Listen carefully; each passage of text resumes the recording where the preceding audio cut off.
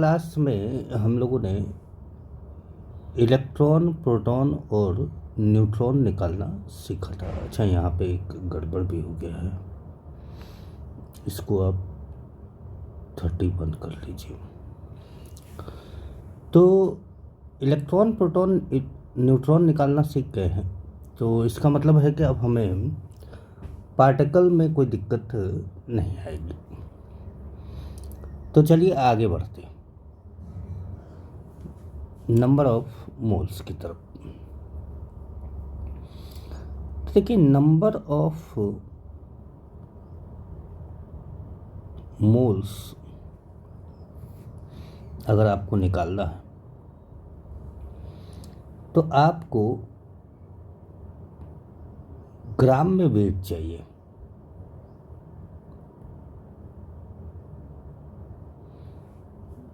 Wait in gram of substance.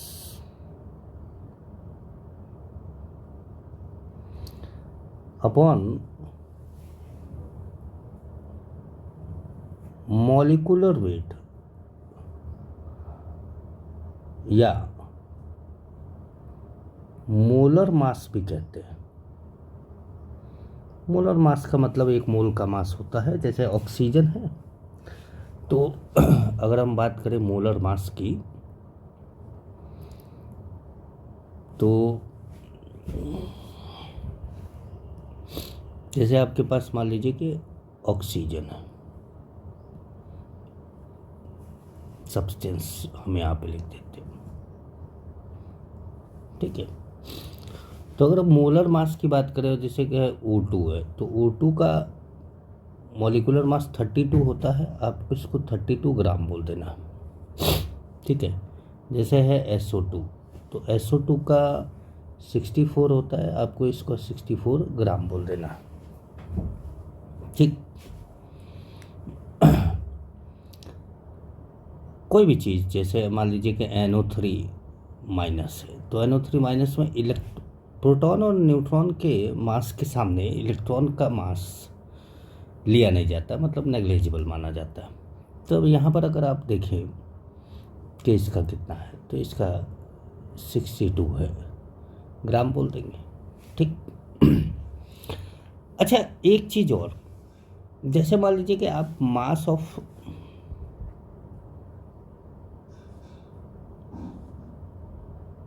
One molecule कहते हैं,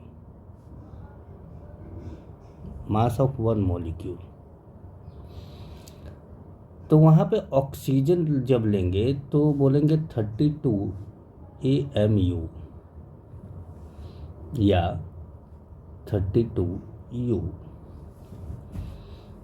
अब जैसे अगर आप H2 लेते हैं तो वहाँ पर आप बोलेंगे 2 AMU या आप बोलेंगे 2U। समझ रहे हैं? कहने का मतलब है कि AMU या तो U। कहे सर ये AMU या U होता क्या है?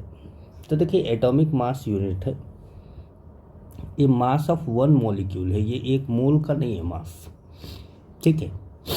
तो अगर आप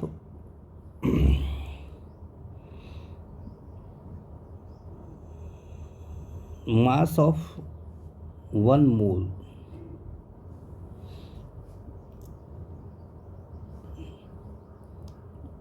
मास ऑफ वन मॉलिक्यूल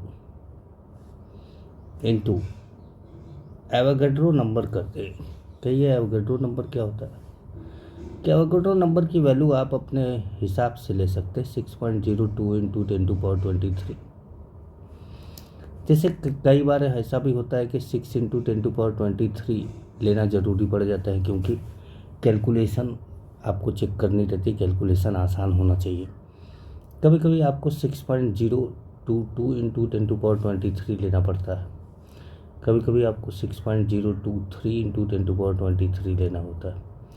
कहने का मतलब ये सब एवोगैड्रो नंबर ही हैं, NCERT में ये वाला दिया हुआ है, ठीक है। तो आप एक मॉलिक्यूल के मास में एवोगैड्रो नंबर से मल्टीप्लाई कर देते हैं, एक मॉलिक्यूल के मास में एवोगैड्रो नंबर से मल्टीप्लाई करते हैं, तब जाकर आपको मिलता है क्या? मास ऑफ 1 मोल। ठीक है, तो अब जैसे मान लीजिए कि मैं एक एग्जांपल ले लूँ, मैं बोलूँ कि भाई 32 ग्राम O2 है, मतलब 1 मोल है ये कितना है 1 मोल O2 है, और मैं बोलूँ मास ऑफ 1 मॉलिक्यूल, तो ये हो गया कितना 32 AMU इंटू Na। ठीक, अब देखो 32 AMU इज इक्वल टू है 32 ग्राम अपॉन Na। तो अगर मैं यही बोलूँ कि 1 AMU कितना होगा, तो 32 से 32 कैंसिल कर देंगे, तो ये हो जाएगा 1 अपॉन Na, ये आएगा ग्राम में। ठीक है, तो 1 AMU 1 अपॉन Na के बराबर, जैसे 32 AMU क्या होगा 32 अपॉन Na के बराबर होगा। ठीक है, ये ग्राम में हो जाएगा। अब अगर ये ग्राम में हो गया, तो जब आप 1 में 6.022 से या 6 से डिवाइड करते हैं तो 1.67 इंटू 10⁻⁻24 ग्राम आ जाता है।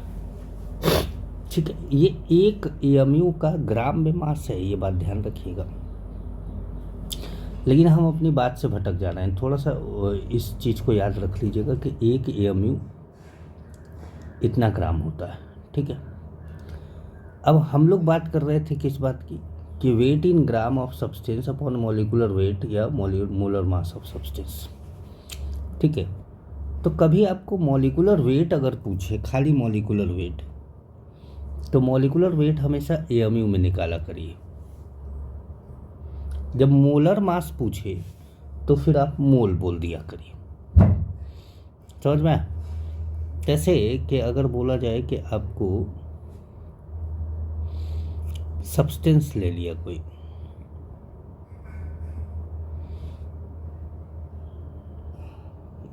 मॉलिकुलर वेट ले लिया,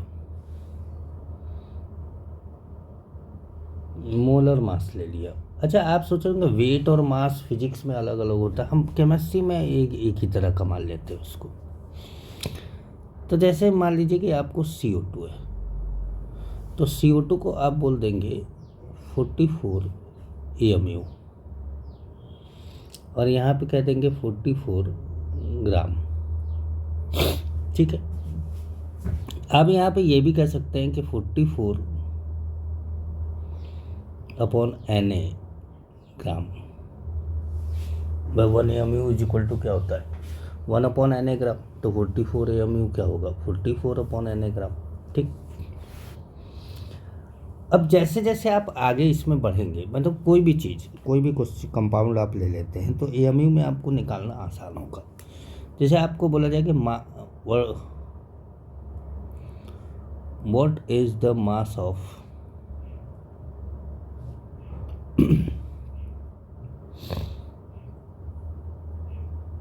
अ हीलियम एटम।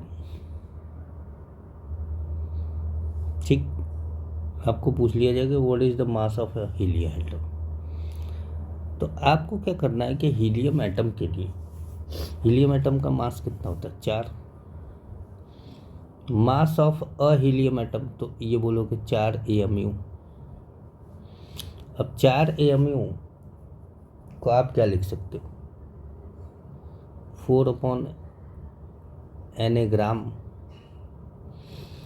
अच्छा, 4 इंटू 1.67 इंटू 10⁻⁻24, तो ये मल्टीप्लाई करके आप ग्राम में निकाल सकते हैं, जो भी और जिस तरीके से आपको ऑप्शन दिया हो सकता है 4 AMU दिया हो सकता है आपको 4/Na दिया हो सकता है आपको ये इस तरीके से दिया हो सकता है इसमें भी मल्टीप्लाई करके वैल्यू दी हो। तो आप अपने ऑप्शन के अकॉर्डिंग अपना क्वेश्चन सॉल्व करेंगे। ठीक है, तो हमारा पहला फॉर्मूला हुआ ये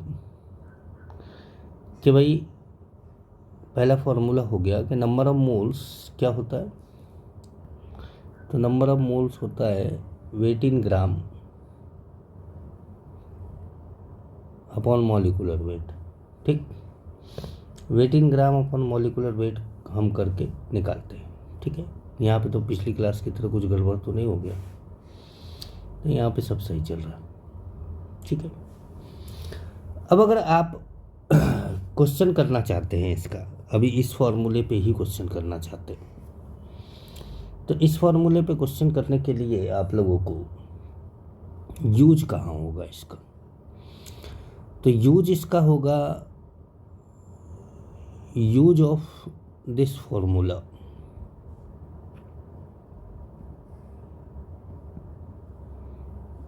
कौन सा formula, weight upon molecular wait वाला, वो आपको मोलरिटी में यूज होगा, मोलरिटी में यूज होगा,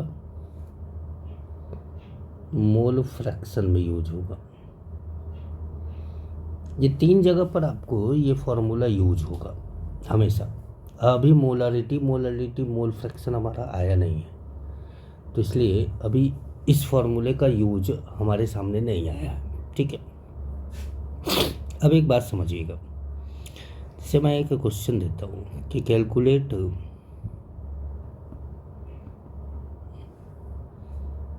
number of atoms, number of, देखिए 2 तरह के क्वेश्चन होते हैं, number of moles of atoms and number of atoms in ले लेते हैं हम लोग 400 ग्राम SO3, 400 ग्राम SO3 में हमें नंबर ऑफ एटम्स चाहिए, number of moles of atoms चाहिए और नंबर ऑफ एटम्स चाहिए। ठीक है, तो सबसे पहले इस क्वेश्चन के अंदर आप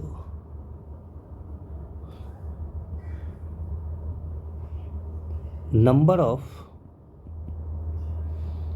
पार्टिकल के बारे में जानिए।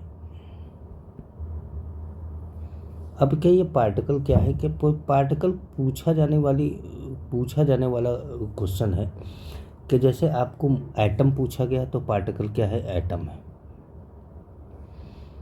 हो सकता है आपसे इलेक्ट्रॉन के बारे में पूछ दिया जाए, हो सकता है आपके प्रोटॉन के बारे में पूछ दिया जाए, हो सकता है आपसे न्यूट्रॉन के बारे में पूछ दिया जाए,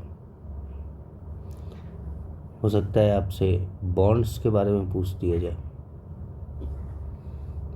लोन पेयर के बारे में पूछ दिया जाए,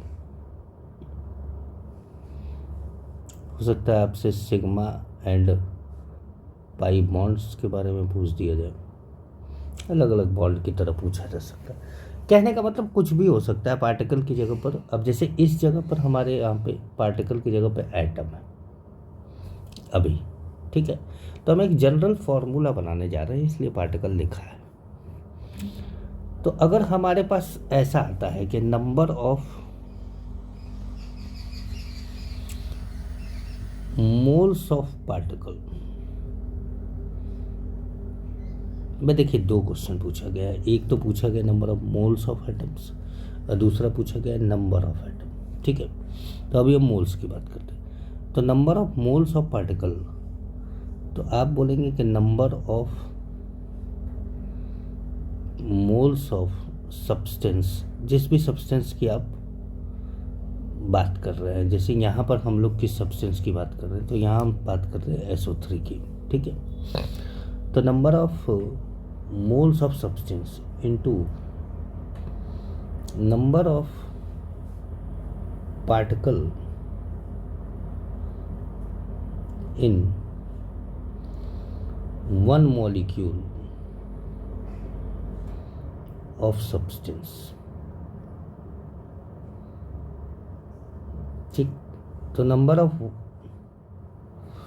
number of particle in one molecule of substance. तो अब अगर हमें निकालना है कि number of moles of SO3,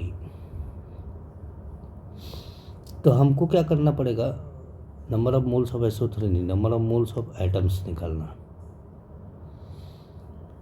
तो नंबर ऑफ मोल्स सब्सटेंस क्या है, number of moles of SO3, वो क्या हो जाएगा, तो क्या कितना ग्राम दिया है, तो आपको दिया है 400 ग्राम,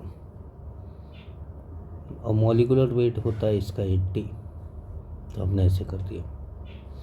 अब नंबर ऑफ पार्टिकल, पार्टिकल हमारा यहाँ पे एटम है, वन मॉलिक्यूल ऑफ सब्सटेंस। एक SO3 में अगर आप देखें तो एक सल्फर है और 3 क्या है, ऑक्सीजन है, मतलब टोटल एटम कितने हैं, 4। ठीक है, 4 है। तो ये हमारा हो गया 20 मोल्स एटम, 20 मोल्स एटम हो गए हमारे यहाँ पर। ठीक, अब यही अगर मैं बोलूँ कि नंबर ऑफ एटम्स निकालो, तो आपको ये फॉर्मूला जो आपने यहाँ पे रखा है, ये वाला जो फॉर्मूला यहाँ पे रखा है,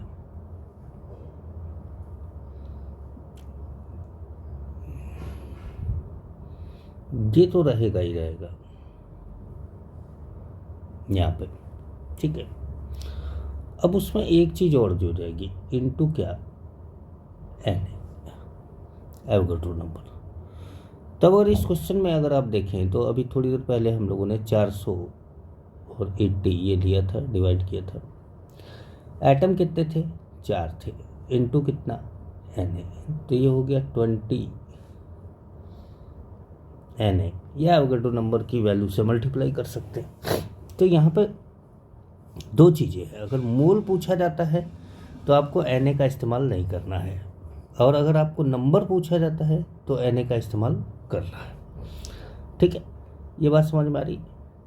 मेरे ख्याल से फिर वीडियो लंबा हो जाएगा और आप लोग बोर हो जाएंगे, तो फिलहाल हम लोग ये पार्टिकल वाले पॉइंट को छोड़कर यहाँ पर क्वेश्चन दे देते हैं। ठीक, जैसे calculate number of electron, proton, neutron and नहीं है, न्यूट्रॉन एंड एटम्स इन, पहला है 630 ग्राम HNO3,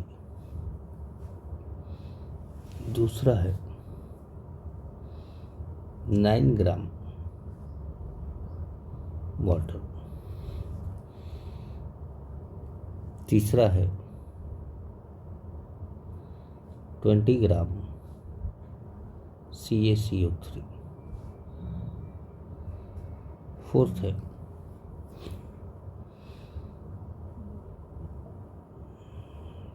20 ग्राम H2। ठीक, तो ये 4 क्वेश्चन है, ये चारों क्वेश्चन को आपको एज ए होमवर्क करना है। आप यहाँ पे होमवर्क लिख लीजिएगा, एज ए होमवर्क करना है और होमवर्क करके निकालना है। अब ध्यान से देखिएगा, नंबर ऑफ मोल नहीं पूछा है, यहाँ पे नंबर पूछा है, तो आपको एवोगाड्रो नंबर की ज़रूरत पड़ेगी, मतलब इस वाले फार्मूले की आपको ज़रूरत पड़ेगी। ये वाला फार्मूला आपको यहाँ पर काम आने वाला है।